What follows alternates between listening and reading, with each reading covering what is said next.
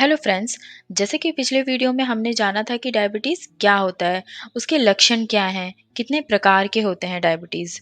आइए अब हम जानते हैं उसके कॉजेज़ कैसे होता है, डायग्नोसिस कैसे हमें पता चलता है, उसके सिम्टम्स क्या-क्या सिम्टम्स हो सकते हैं, कॉम्प्लिकेशन क्या-क्या दिक्कतें आ सकती हैं, रिस्क फैक्टर, प्रिवेंशन कैसे क्योर करें एंड लास्ट में जानेंगे हम उसके ट्रीटमेंट के बारे में।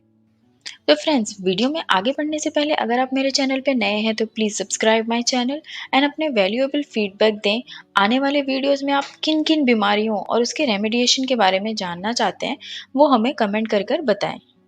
अब मैं आपको बताऊंगी कॉजेज ऑफ डायबिटीज़। डायबिटीज़ होता कैसे है? तो बैड डाइट, हेल्दी डाइट आप नहीं ले रहे हैं, लाइफस्टाइल, स्ट्रेस, नो एक्सरसाइज, आप एक्सरसाइज नहीं कर रहे हैं, और मोस्टली सारे केसेस में जो शुगर ब्लड स्ट्रीम में बनता है, ऐसा इसलिए होता है क्योंकि पैंक्रियाज इनफ इंसुलिन प्रोड्यूस नहीं करता। टाइप 1 और टाइप 2 डायबिटीज़ जेनेटिक और इन्वायरमेंटल फैक्टर से होता है। तो अगर हम सिम्टम्स की बात करें तो सबसे कॉमन सिम्टम्स है प्यास लगना, बहुत ही ज़्यादा प्यास लगेगा, बार-बार पेशाब आएगा, थकान महसूस होना, अचानक से ही आपका वज़न कम होना, धुंधला दिखना या फिर बहुत ज़्यादा भूख लगना। तो अगर आपको ये सारे सिम्टम्स हैं तो आप डायग्नोज़ कैसे करेंगे? आप कैसे पता लगाएँगे कि आपको डायबिटीज़ है या नहीं है? तो अब हम बात करते हैं उसके डायग्नोसिस के बारे में कि कौन से टेस्ट कराने से आपको पता चलेगा। तो 5 टाइप्स के ब्लड शुगर टेस्ट होते हैं जिससे आपको आपका शुगर लेवल पता चलेगा। तो फर्स्ट है फास्टिंग। फास्टिंग में आपको 10 टू 12 आवर्स फास्टिंग रिक्वायर्ड होती है। उसकी normal range less than 99 milligram पर डेसीलीटर होता है। पोस्ट पेंड्रल मतलब 2 घंटे के बाद, खाने के 2 घंटे बाद आपको वो टेस्ट कराना पड़ता है। उसकी नॉर्मल रेंज होती है लेस देन 200 मिलीग्राम्स पर decilitre. Random blood sugar level, random blood sugar के लिए कोई स्पेशल रिक्वायरमेंट नहीं होती है, वो आप कभी भी करा सकते हैं। तो उसकी नॉर्मल रेंज होती है लेस देन 200 मिलीग्राम पर डेसीलीटर।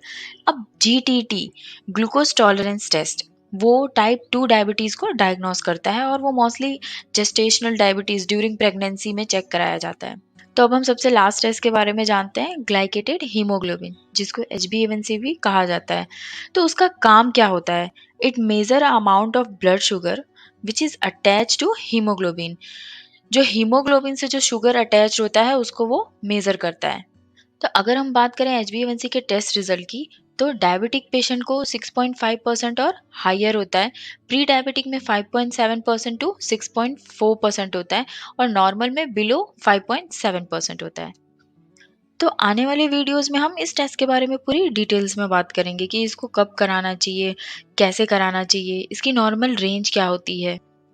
तो अगर हम बात करें डायबिटिक के कॉम्प्लिकेशन के बारे में, तो अगर पेशेंट डायबिटीज़ है तो उसको क्या-क्या दिक्कतें हो सकती हैं, तो उसमें सबसे कॉमन होता है heart disease, chronic kidney disease, nerves damage होना, आपके पैरों में दिक्कतें होना, ओरल हेल्थ, विज़न, देखने में आपको बहुत ही ज़्यादा दिक्कत होती है, ब्लरीनेस होता है, हियरिंग, सुनने में प्रॉब्लम होना, मेंटल हेल्थ इश्यूज़। अब बात करते हैं रिस्क फैक्टर की। रिस्क फैक्टर मतलब कौन सी कंडीशन में आपको डायबिटीज़ होने के चांसेस ज़्यादा होते हैं। तो ये उन लोगों के लिए इतना अहमियत नहीं रखता है जिनको पहले से ही डायबिटीज़ है। ये उन लोगों के लिए है जिनको डायबिटीज़ नहीं है। पहला और सबसे इम्पोर्टेंट फैक्टर है कि हम इंडियंस हैं, इंडियन को शुगर होने के चांस ज़्यादा होते हैं। नेक्स्ट है फैमिली हिस्ट्री। अगर आपके पेरेंट्स को शुगर है तो आपको शुगर होने के चांस 20 टू 50% हो जाते हैं। इसलिए ज़रूरी है कि अगर आपकी फैमिली में किसी को भी शुगर है तो अपना ज़्यादा ध्यान रखें और टेस्ट करा लें।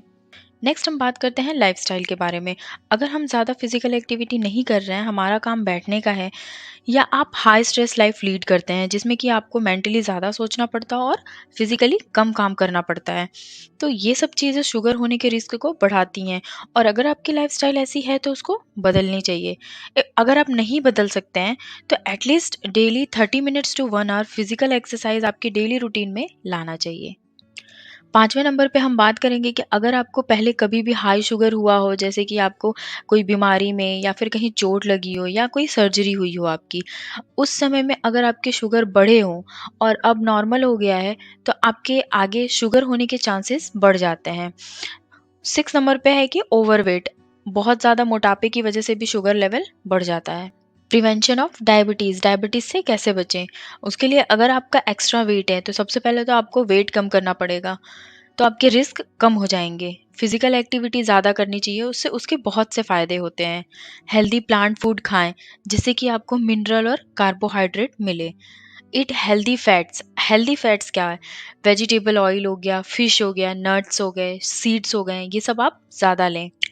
आपकी डाइट में आपको ज़्यादा फल, हरी सब्जियाँ और साबुत अनाज लेना चाहिए। जो लोग स्मोकिंग बहुत ज़्यादा करते हैं, उनके 50% चांस होते हैं टाइप 2 डायबिटीज़ होने के। तो अब आप ये सोच रहे होंगे कि स्मोकिंग की वजह से ब्लड शुगर लेवल क्यों बढ़ जाता है? तो इंसुलिन, जो हमारा इंसुलिन होता है, वो ब्लड शुगर को सेल्स में प्रवेश कराने में मदद करता है। लेकिन निकोटीन की वजह से वो सेल्स को बदल देता है, ताकि वे इंसुलिन का जवाब ना दें और जिससे कि हमारा ब्लड शुगर का स्तर बढ़ जाए। इन लास्ट हम डायबिटीज़ के ट्रीटमेंट के बारे में बात करते हैं। तो सबसे इम्पॉर्टेंट है हेल्दी डाइट लेना। Next, physical exercises. Take anti diabetic meditation, उससे आपका डायबिटीज़ कंट्रोल रहेगा। इंसुलिन, अगर आपको डॉक्टर सजेस्ट करते हैं। आई होप कि आपको ये वीडियो इन्फॉर्मेटिव लगी हो। अगर आपको ये वीडियो इन्फॉर्मेटिव लगी हो तो please like, subscribe and share and press the bell icon to get the notification of new videos.